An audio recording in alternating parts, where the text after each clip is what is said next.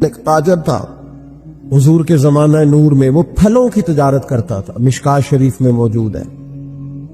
کسی وجہ سے اسے نقصان ہو گیا۔ تو انسان جب تجارتیں کرتا ہے، زندگی گزارتا ہے، تو جہاں اسے نفع ملتے ہیں وہاں کہیں کہیں اسے خسارے بھی ملتے ہیں۔ تو الگ بات ہے کہ ہم صرف نفعوں کے قائل ہوتے ہیں، خساروں کے قائل ہی نہیں ہوتے۔ وہ تاجر تھے، پھلوں کے تاجر تھے، بڑی اچھی تجارت کرتے تھے، کسی وجہ سے نقصان ہو گیا۔ اب وہ حضور کی بارگاہ میں آئے۔ ہمارے ہاں یہ ہوتا ہے کہ لوگ کہتے ہیں میرا کیا لینا دینا، بلکہ اگر کوئی بندہ اس طرح کا مسئلہ حل بھی کرا رہا ہو تو کہنے حضرت صاحب تو اڈا نہیں ہے کام۔ اس تاجر نے اس بارگاہ میں آ کے کہا جہاں جو آ جاتا ہے ہمیشہ بامراد ہی جایا کرتا ہے۔ یا رسول اللہ صلی اللہ تعالی علیہ وسلم، میں پریشان ہو گیا ہوں۔ اور پہلے جب آدمی مالدار ہوتا ہے تو دائیں بائیں رش بھی ہوتا ہے، اور جب اس طرح کے حالات ہو جائیں تو وہ جو بڑے قریبی ہوتے ہیں وہ بھی کئی دفعہ ساتھ چھوڑ جاتے ہیں۔ ساری عمر ہی آٹا گد ہے، لکھاں کیتے پیڑے، اب وقت آیا ہی تے محمد بخشا کوئی نہیں ہو بیٹھا نیڑے۔ لوگ نکل جاتے ہیں، کمزور پڑ گیا بندہ بیچارہ۔ حضور کی بارگاہ میں عرض گزار ہوا، یا رسول اللہ تکلیف میں ہوں، تاجر تھا، پھلوں کی تجارت کرتا تھا اور مشکات میں موجود۔ نبی پاک علیہ السلام نے دعا بھی فرمائی، کرم نوازی بھی فرمائی، رحمت بھی فرمائی، عطائیں بھی فرمائی،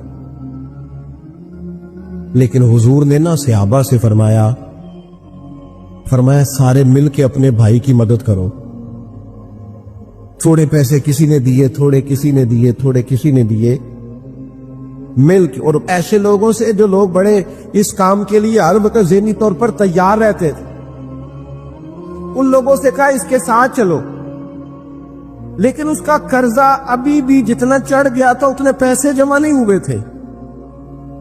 اللہ کرے میں آپ کو سمجھاؤں، یہ بھی اخلاقی بلندی والا کام ہے کہ کسی شخص کی کمزوری میں اسے اٹھانا، گرتے ہوئے کو سنبھالنا، پھسلنے والے کو سہارا دینا، بکھرنے والے کو بکھرنے سے بچا لینا، ٹوٹنے والے کو ٹوٹنے سے بچا لینا، پریشان ہو جانے والے کو سمیٹ لینا۔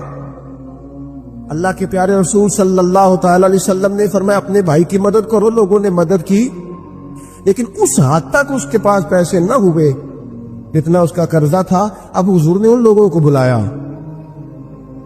جن کے اس نے پیسے دینے تھے، اور پیسے دینے والوں سے کہا کہ اس کے پاس اتنے ہیں، اتنے لے لو، اور چلو تم بھی کچھ نیکی کرو، کچھ لے لو کچھ چھوڑ دو۔ حضرت ابو الحسن خرقانی تقریر کر رہے تھے، بات کر رہے تھے، تو کسی نے کہا کہ آپ حضرت بایزید بستامی رحمۃ اللہ علیہ کے سجادہ ہیں، تو حضرت بایزید کیسے آدمی تھے؟ تو فرمانے لگے حضرت بایزید کو جو دیکھتا تھا وہ کلمہ پڑھ جاتا تھا۔ باپ نے تو ماشاءاللہ قبول کر لیا، لیکن وہ جو سامنے بیٹھا تھا اس کی سمجھ میں بات نہیں آئی۔ وہ کہنے لگا حضور آپ نے کہہ دیا ہے پر میری عقل میں تو نہیں آتا۔ نہیں آتا جس کی عقل میں، تو پھر اس کی عقل میں نہیں آتا۔ میں اکثر کہتا ہوں کہ بہت سارے لوگ ہیں جن کا کوئی پیر نہیں، اور ان کا ہو بھی نہیں سکتا۔ ان کا کوئی پیر اس لیے کہ مطلب اتنا سیانا بندہ اس کا کوئی پیر ہو جائے۔ اور میں تو پیروں کو مشورہ دوں گا کہ مہربانی کرنا ان کے پیر بننا بھی نہ، یہ بڑا مشکل کر دیں گے آپ کے لیے دینا۔ تو بہتری اسی میں ہوتی ہے کہ انسان سمجھے چیزوں کو اور دائروں کے اندر باتوں کو تسلیم کرنے کی عادت بنائے۔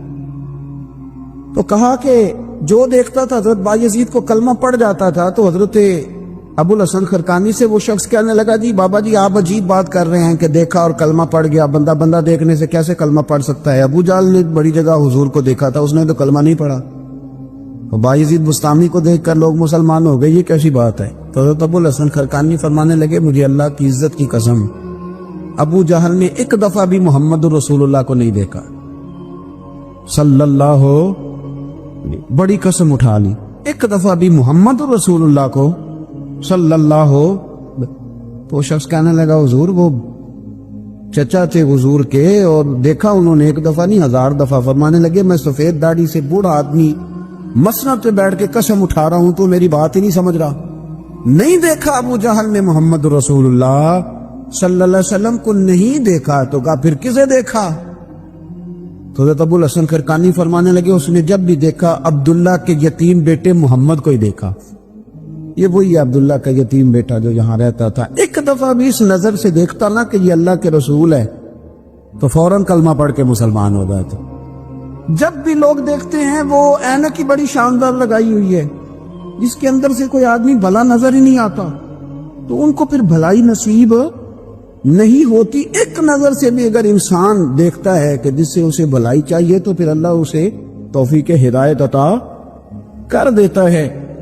میں گاڑی میں سفر کر رہا تھا, بچہ میرے ساتھ گاڑی چلا رہا تھا تو 2-4 دیہاتی لوگ گاڑی کے آگے وہ سڑک پہ کھڑے تھے تو اب سمجھ نہیں آ رہی تھی کہ یہ آگے کی طرف جانا چاہ رہے ہیں کہ پیچھے کی طرف آنا چاہ رہے ہیں. اس بچے نے سخت لفظ کہے یار حد ہو گئی ہے, لوگوں کو سڑک کراس کرنے کی بھی عقل نہیں. میں نے کہا پتر یہ مقام شکر تھا, میں نے بسوں پہ سفر کیا ہے, مجھے اس کی تکلیف کا پتہ ہے. آپ کے نیچے گاڑی ہے اور آپ کو صرف 2 منٹ رکنا ہے کہ یہ گزر جائیں اور آپ اسی پر ہی پریشان ہیں. آپ ان کو گزر جانے تھے, آپ بریک لگا لیں, یہ آگے جائیں گے پیچھے جائیں, ٹائم دیں, قدر کرے. اگر اللہ نے نعمت دی ہے اسے ذاتی حق نہ سمجھے. ایک تو ناقدری زوال نعمت کا باعث بنتی ہے, پھر ناشکری. جب لوگ شکر نہیں نہ کرتے پھر نعمتیں چلی جاتی ہیں. لَإِن شَكَرْتُمْ لَأَزِيدَنَّكُمْ, اگر تم شکر کرو گے تو میں نعمتوں میں اضافہ کر دوں گا. اور رب فرماتا ہے وَلَئِن كَفَرْتُمْ إِنَّ عَذَابِي لَشَدِيدٌ, اگر تم نے کفران نعمت کیا تو میرا عذاب بھی بڑا سخت ہے. تو اس عذاب کا ایک معنی یہ بھی علماء نے کیا ہے کہ وہ نعمت تم سے چلی جائے گی اگر شکر نہیں کرو. کفران نعمت کرو گے, ناشکری کرو گے, وہ نعمت رخصت ہو جائے گی. بہت سارے لوگ ہیں قدر ہی نہیں کرتے.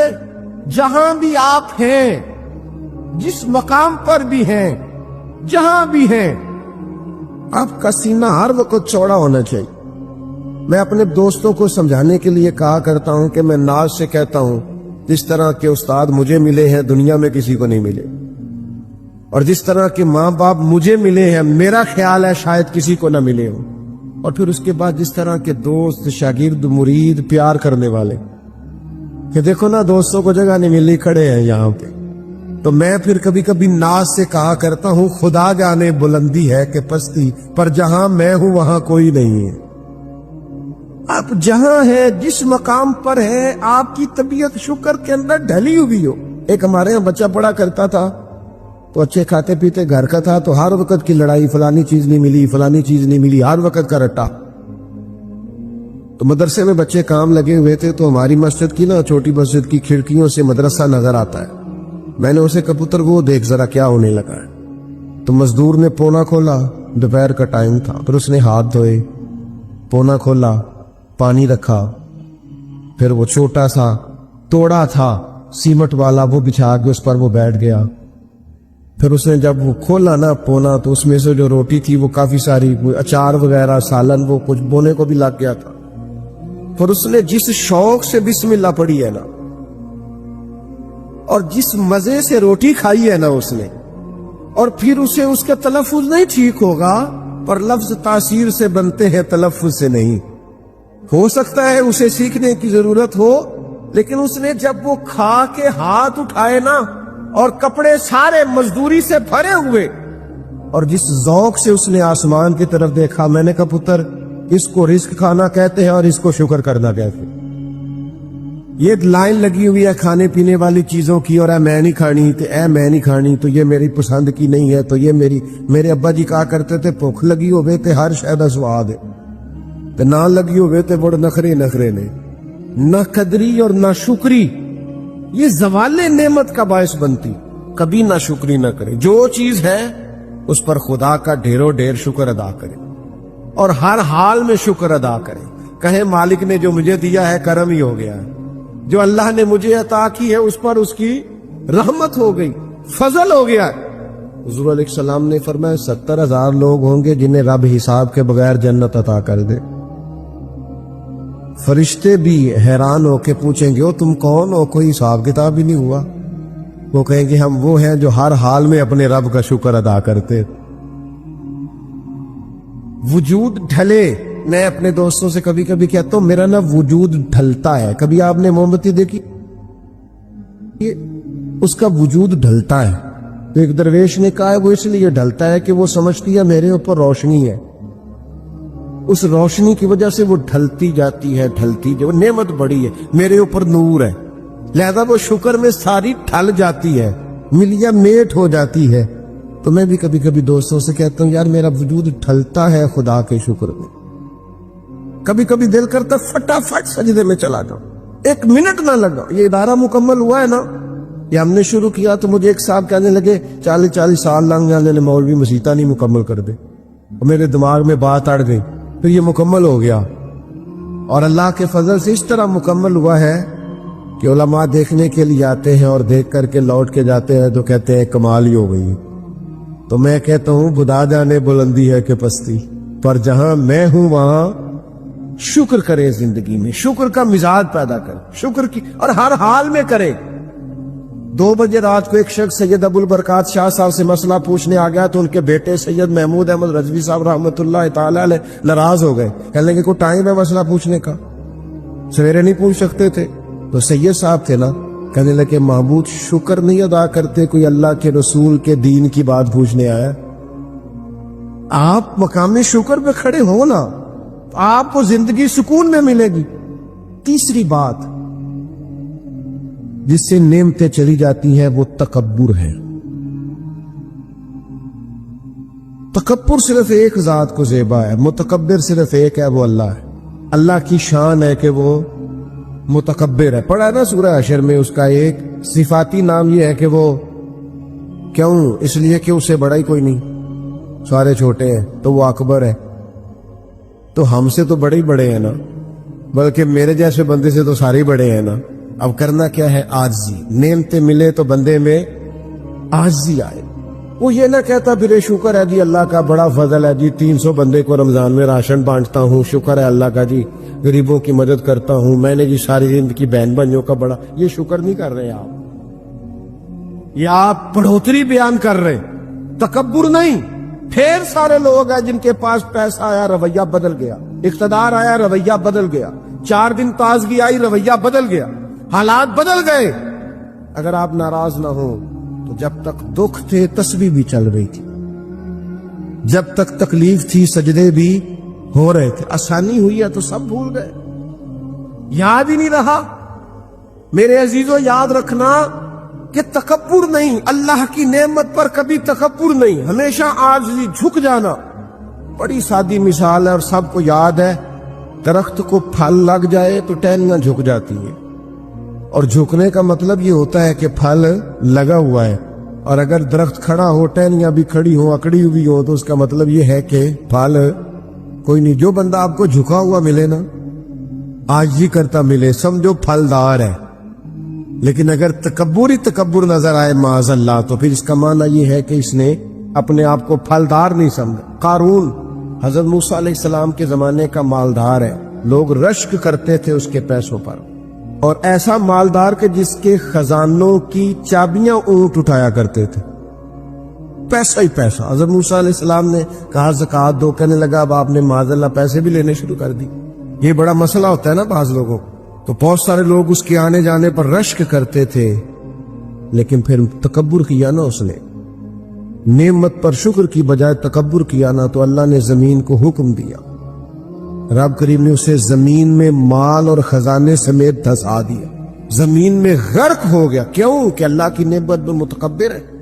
اگر عاجزی ہو جائے انکساری, اور یار روب اور دبدبا تو حضرت عمر کا تھا نا, 24 لاکھ مربع میل پہ حکومت تھی, دنیا ڈرتی تھی, امن تھا, عمر ہوتی تھی دنیا میں. اور عمر باغ میں کھڑے ہو کے کہتے تھے اچھا خطاب کا بیٹا اور امیر المومنین, اچھا اب تو امیر بن گیا ہے. یاد رکھنا, خود اپنے آپ سے خطاب کرتے, یاد رکھنا صحیح چلنا, ورنہ قیامت میں رب کا سامنا نہیں کر سکے گا. تو اپنے آپ سے خود احتسابی تکبر سے نعمتیں چلی جاتی, زوال نعمت ہوتا ہے. ایک خاتون ہے بڑی نیک, تاریخ میں گزری ہیں, تو وہ کہتی ہیں کہ میں ایک جگہ بیاہی گئی, میری پہلی شادی ہوئی ایک جگہ میں, تو